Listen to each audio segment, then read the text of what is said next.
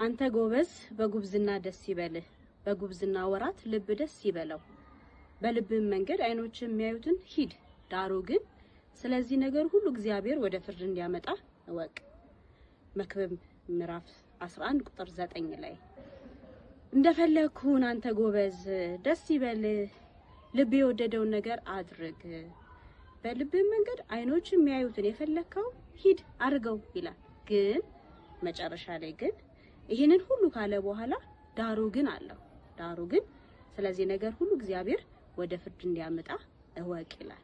ብዙ ያየ ሽማግሌው የጻፈው መጽሐፍ ነው ይሄ መክብብ መጽሐፍ። ብዙ ያየ ብዙ የተመኘውንም ያገኘ ልክ ሲያገኝ ሲጨብጠው ነገር ሁሉ ባዶ ከንቱ የሆነበት ሰው የመከረን ምክር ነው።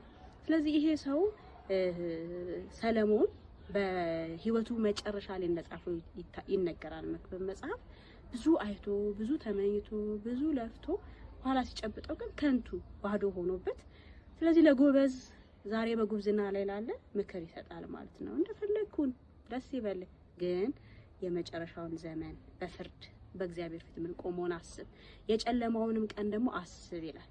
ምዕራፍ 12 ላይ መጨረሻ ምንድነው ብሎ የሚያጠቃልለው? ምዕራፍ 12 ቁጥር 13 የነገሩን ሁሉ ፍጻሜ እንስማ፣ ይሄ ሰው ሁለንተናው ነውና እግዚአብሔርን ፍራ ትእዛዙንም ጠብቅ።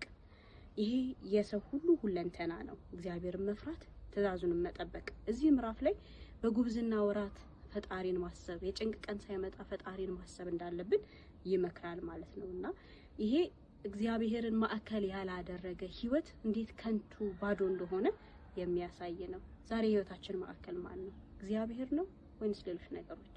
እናስብበት።